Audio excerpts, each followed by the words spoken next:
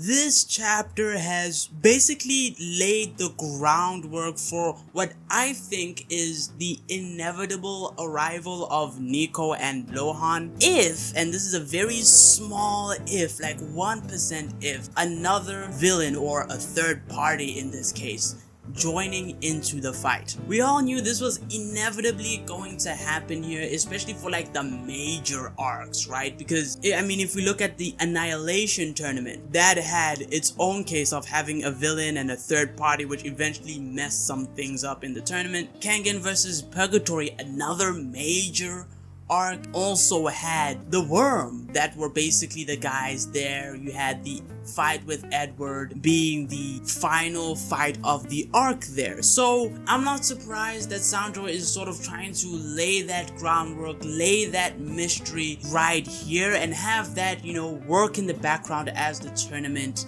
goes on until of course they inevitably pop up. But let's actually get into the actual review and breakdown of the chapter, because it is called Premonitions of Turmoil, which starts off right where we left off in the last chapter. Oma was beating the ever-loving shit out of number 6, Worm member number 6 here, and he was telling him to, you know, kick rocks, get lost, you don't stand a chance in this fight. 6 doesn't take any of that. In fact, he's getting visibly pissed hearing Oma say that. Okubo is like, alright fine, you know what, you're better than him, let me fight him. And Oma's like, nah, he's even too low level for you, Okubo, which I think is pretty funny. But as soon as he says that, you can see 6, you know, getting a bit more intense and charges or tries to go for a tackle here with Oma.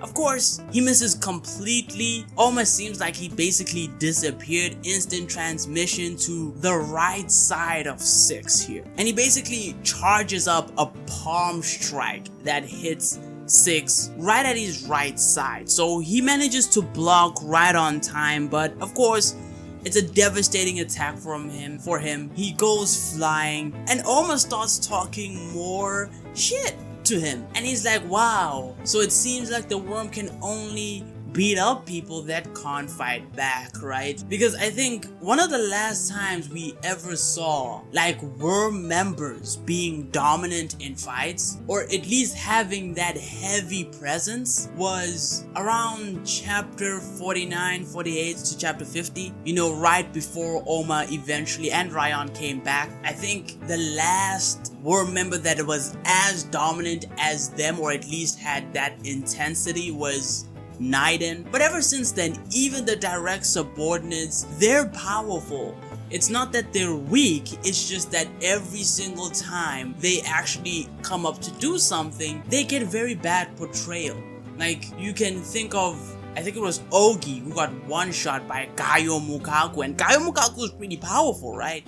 But they're always benchmarkers, is what I'm trying to say here. They're never really put, at least most of the time. I think this might happen in this arc considering there's so many direct subordinates, but then usually not pinned against someone of relevant power to them. But yeah, 6 gets up, he's pissed, even swears at Oma at this point, and even just straight up says that he's going to kill him. Now, what's very interesting about this moment is, especially what happens later on in the chapter, rather than 6 getting so pissed off he wants to actually kill Oma, it seems like what instead happened was that him being pissed off and him talking the way he did actually revealed his intention from the very beginning. And so we have 6 basically jumping in, going at him, launching multiple strikes at Oma that are being blocked, deflected, everything, and Oma ends up catching 6's right hand, and with that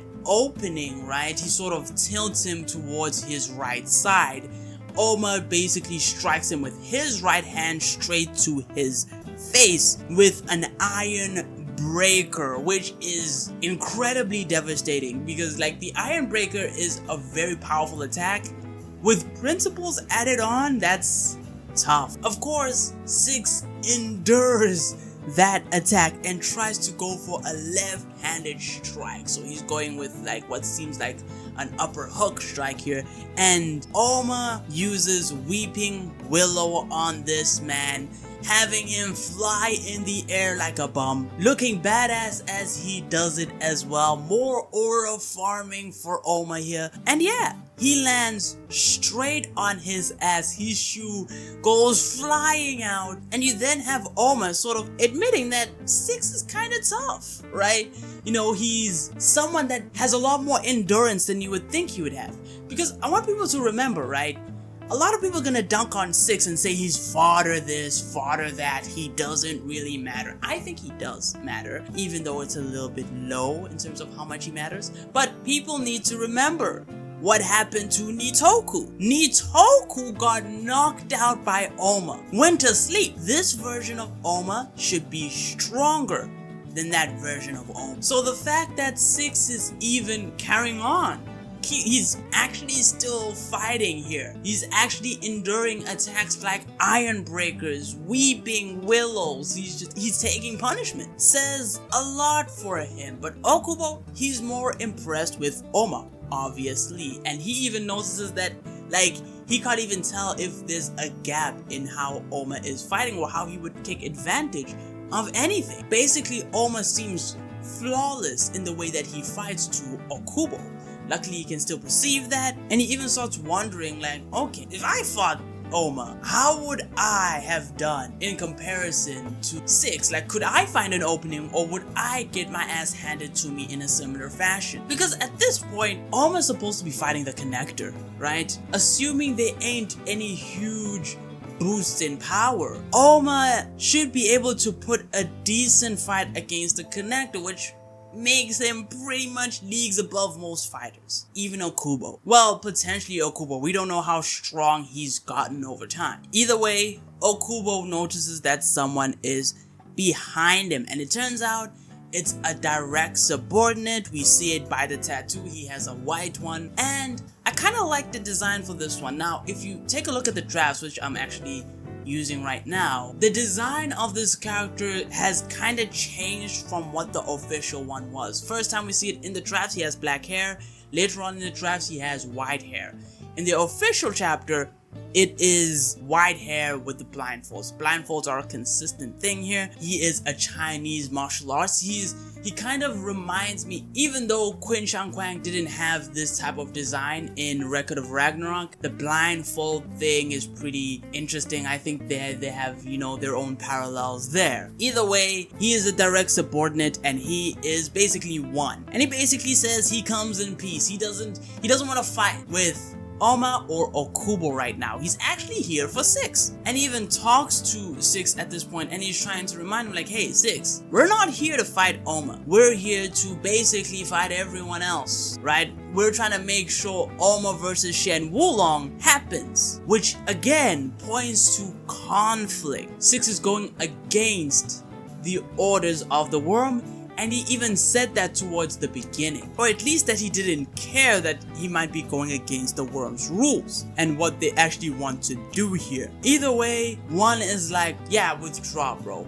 But 6, he doesn't withdraw. He goes for another attack, you know, winding up a left-handed strike. And it goes as well as you would think it would go. Gets hit by another Iron Breaker uppercut. My man goes flying, rolling like a bum on the floor, basically, all the way to 1. And 1 just starts dragging 6 along. And he's like, yeah, Oma, we want to apologize for this. 6 wasn't supposed to be doing any of the shit that he's doing here. And just so you know, not what the connector intended. This is not the plan. You can chill or not expect that to happen again. Okubo is like surprised that he thinks like, oh really? He thinks that sending an apology will be all there is to it, bro. But almost like it's kind of fine because he figured as much from, you know, 6's demeanor, what he said the first time. The fact that Shen Wulong probably wouldn't send someone like 6 to fight, Oma, the person that he's looking forward to fighting the most, really, out of anyone. Oma, sort of accepts one's reasoning here and his apology, and he says, hey, you can just take him. Next time, he won't be so lucky because he might get eliminated or straight up killed, which he didn't do here. One is like, yeah, I'm gonna take 6, thank you very much.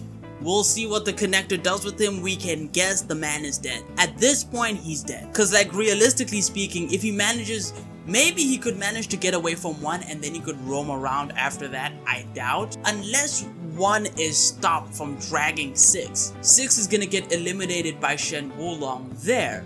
Now, I guess the no kill rule would be what would happen or what would stop Shen Wulong from doing that, but he is in a deep pile of garbage, basically. And yeah, that's basically the whole conflict. And Oma and Okubo just go right back to eating the fish, right? And at this point, Okubo starts asking his own questions here. That, why did he let 6 go? And Oma, he has a very good intuition most of the time, actually, because he's able to, at least on an instinctual level, understand danger and when it's actually coming to him. We can see this in, I think it's chapter 300, when he passes on his martial arts to Koga, and he's like, hey, he wants to make him his successor because he's worried something will happen to him, and probably something bad will happen to him in the future of the series. You have him being one of the few people to call out Lohan and basically warn Ryuki about Lohan, that something wasn't right with this man, which he was completely right about, and many other things. And so he's basically trying to say here, like, the worms basically have a vow of allegiance to Shen Wulong. The fact that this worm member is actively disobeying the connector's will here means there's something up. And so Oma is like, or Okubo, he sort of is saying, so you're implying that 6 is actually following the will of someone else, or has different motivations than the rest of the people or every normal worm member, basically. And Oma is like, that's what he suspects, but he's just not sure. And so he would rather have the worm, deal with the issue than basically eliminating 6. So they get to investigate, they get to be aware that potentially, because there's a good chance that it's not just 6 here. It's probably a few other worm members that aren't really down with Shen Wulong like that. And we see a picture of 6 getting dragged off like the bum he is. He's pretty pissed off. But yeah, Okubo starts, punching holes in Oma's logic here, because he's like, so if 1 was actually a part of the scheme, like, then you just let 2 of these guys, get away, because the entire idea here is that 6 isn't operating alone. There's probably a few other worm members, maybe even direct subordinates that are in on it. But that also leaves 1 as a potential ally of 6. At this point, Oma just throws up his hands and he's like, yeah, you're kind of right about that. Okubo's like, yeah, you probably didn't think that far. He even, starts shouting that he's like, wow, he was actually getting impressed with Oma for a second. Now he just lost all his 500 IQ aura here. And Oma's like, yeah, probably best to not be too suspicious. Again, I more so lean on that Oma is a more instinctual type of person, or he relies more on his intuition rather than straight up intelligence, He's not like Lohan, basically, where he's smart, he's a schemer, but that he basically relies on his intuition. But with that, we actually transition over to another part of the island. Jean has found Nicholas in what the narrator calls the rematch of destiny. The real Nicholas turns around greeting him. Jean is like, you said it was a lovely sunset, and he says, yeah, it's a beautiful time to die. Nicholas, he drops a very interesting fact here that, hey, twilight, or the time that they're in right now, so the sunset, is actually considered a witching hour in Japan. So, there's more phantoms going around, it's more spooky hour. And he even compares Jean to that he's like a phantom of his past. And yeah, that's basically the chapter. Personally, I think it was pretty good. Am I hyped for Jean versus Nicholas? I think it's it could go in a very interesting direction here, because I suspect Gene is going to have his reasons for why the switch up happened the way it did. Like, unless he's a complete psychopath, right? The way Nicholas is painted, right? Like, Gene remembers Nicholas as one of his best friends, right? And he was a comrade to everyone. Of course, he kills everyone, but Gene is alive. And so there needs to be an explanation as to why Gene ended up living, because it's not because Gene is stronger than Nicholas. Like, even in Gene's character profile, Sandrovich goes out of his way to say actually the original Nicholas is stronger than Gene. And so there has to be another reason behind how Gene ends up living. And so I think this will go on for a while. I think what we are gonna get is a lot of part 1, part 2 matches here and there spread across the entire arc. So I don't expect the fast pacing. Of course, I've said this for a long time. I don't expect the fast pacing of the Real Champions Tournament. We are going to be cruising for the most part. We are gonna have fights that don't quite conclude. And yeah, overall, pretty good chapter, setting up the stage for Lohan, a few worm betrayals. And yeah, Gene versus Nicholas, looking forward to it is what I would say. Don't forget to like and sub, and until next time, take it